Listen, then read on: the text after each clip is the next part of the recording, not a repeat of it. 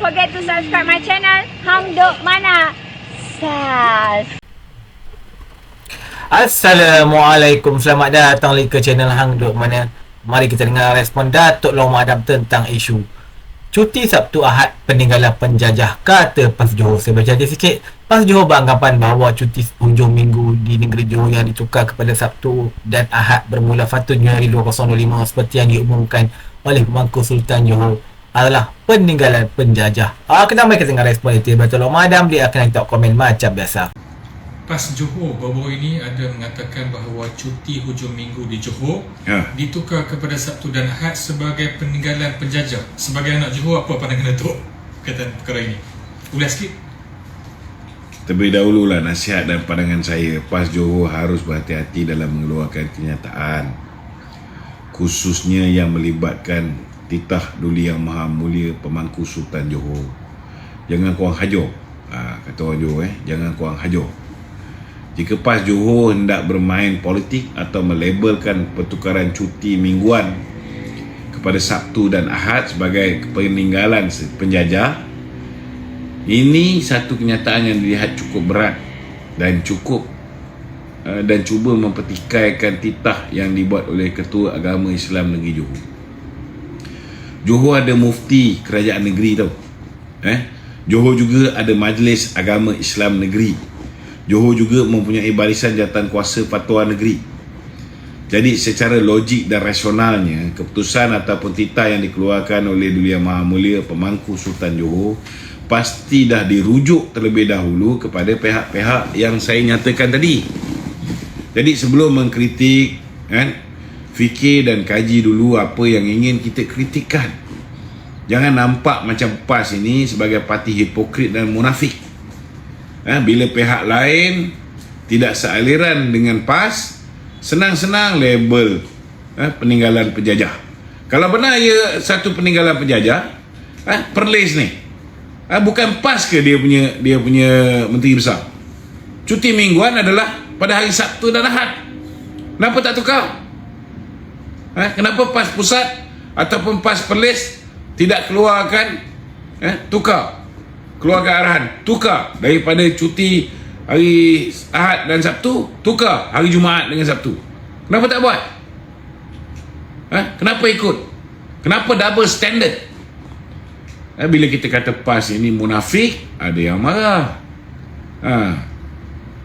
Jadi betul lah kata Muhyiddin dulu, PAS ni parti ajaran sesat. Itu je satu yang Muhyiddin cakap betul. Ikut sedap mulut je, saja nak jatuhkan hukuman pada orang lain. Geng sendiri dia tutup mata. Lagi satu, kalaulah cuti ini dikatakan peninggalan penjajah, kenapa kenderaan rasmi kerajaan negeri Kelantan semuanya berjenama Mercedes-Benz?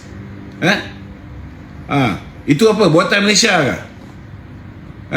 Kerajaan Kelantan habiskan 3.5 juta pada tahun 2020 je tuan-tuan untuk beli Mercedes-Benz, dikala ketika itu mereka mengharapkan duit daripada pusat untuk bayar gaji kaki tangan awam tiap-tiap bulan. Bukankah Mercedes ini digunakan oleh kebanyakan pegawai kanan British selepas tahun 1902? Kenapa ikut peninggalan penjajah? Kenapa tak pakai Proton Saga je? Ataupun Proton Perdana? Banyak lagi yang saya boleh senaraikan betapa PAS ni parti yang cakap tak serupa bikin, tuan-tuan. Sekurang-kurangnya kalau tak bersetuju, PAS harus tunjukkan adab mulia dan sampaikan pandangan secara lebih berhemah. Bukannya terus kepada conclusion yang mengelirukan dan menunjukkan kemunafikan PAS itu. PAS harus lebih cakna dengan isu yang lebih besar dan penting dalam masyarakat Islam. Cuba fikirkan dan selesaikan terlebih dahulu isu-isu seperti pembangunan, kemiskinan, jenayah dan penceraian yang meningkat di Kelantan contohnya. Itu lebih baik dia fokus. Saya nak beritahulah, mesti ada sebab kenapa baginda tuanku memutuskan untuk bawa balik daripada cuti Sabtu Ahad kepada daripada cuti Jumaat Sabtu kepada Sabtu Ahad balik. Tuan-tuan kena pandang benda ni dalam aspek yang lebih besar. Kita duduk dalam sebuah negara negeri lain kebanyakannya cuti hari Sabtu Ahad. Tapi negeri kita di Johor cuti pada hari Jumaat dan Sabtu. Kadang-kadang bila nak pergi cuti negeri lain pada hari Ahad, datang kat Johor hari Ahad, hari kerja. Jadi banyak benda yang tak selaras dengan negeri-negeri lain. Kita dah duduk dalam sebuah negara, maka itu mungkin antara salah satu sebab kenapa baginda tuanku merasakan perlu untuk ianya diselaraskan. Kena fahamlah benda ni. Janganlah main kritik tak tentu pasal, kan. Kalau tengok dalam TikTok dia orang ni sampai melampau-lampau, kan, menghina baginda tuanku, lanun dan sebagainya. Kurang ajar. Okey. Gusto Gol. Assalamualaikum. Waalaikumsalam, Datuk. Salam Malaysia. Datuk, okey, hari ni keluar report menyatakan bahawa hutang negara meningkat kepada 1.17 berbanding dengan tahun lepas 107. Jadi peningkatan lebih kurang 90 lah bilion macam tu. Kita faham bahawa peningkatan tu memang lebih kurang daripada apa yang berlaku pada 2022, tapi dia heboh bising meningkat hutang negara. Datuk, tolong beritahu Datuk kenapa hutang kita meningkat ni. Memang dia ada banyak sebab kenapa hutang kita meningkat, kan. Tetapi sebab yang paling dahsyat yang saya boleh fikir dengan otak yang waras ialah apabila rakyat silap memilih Mahathir Mohamad dan kemudian rakyat dipaksa untuk menerima Muhyiddin Yassin sebagai Perdana Menteri. Zaman Datuk Seri Najib, dia serahkan negara ni hutang pada tahun 2017, hutang negara cuma 50.8% against our GDP, iaitu 686.8 bilion sahaja. Bila bagi kat Mahathir, bila bagi kat Muhyiddin, hancur lingkup. Hutang tu meningkat berkali-kali ganda, sampaikan mencecah lebih 1 trilion. Ini saya nak salahkan diorang pun tak boleh, kan. Sebab rakyat yang buat pilihan dah tahu Mahathir ni 22 tahun dia jadi Perdana Menteri, dia sesamun-samunnya, kan. Dia betul-betul buat duit, sehingga anak dia tak ada seorang pun berjaya jadi jutawan, semua jadi billionaire, kan. Tapi kita bagi juga dia jadi Perdana Menteri, kan. Rakyat juga silap. Dah lakukan kesilapan tahun 2018, pilih seorang Perdana Menteri, undi sekali dapat 3 Perdana Menteri. 2022 sekali lagi rakyat melakukan kesilapan.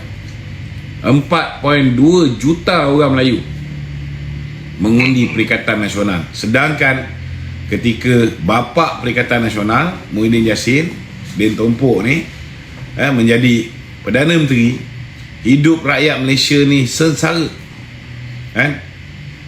Nak kerja pun tak boleh. Ada yang essential services boleh keluar cari makan, yang non essential tak boleh keluar cari makan. Saving habis, nak bagi anak bini makan susah, kena merayu supaya duit KWSP dikeluarkan. Zaman BN tak pernah, kan. Last kali pinjam duit Along, last kali kena kejar dengan Along, last kali ramai yang bunuh diri. 143% kadar mereka yang bunuh diri meningkat zaman Muhyiddin jadi Perdana Menteri. Tapi bila datang pilihan raya, dia orang upah sikit dengan sedikit ganjaran, habis 4.2 juta orang undi Perikatan Nasional.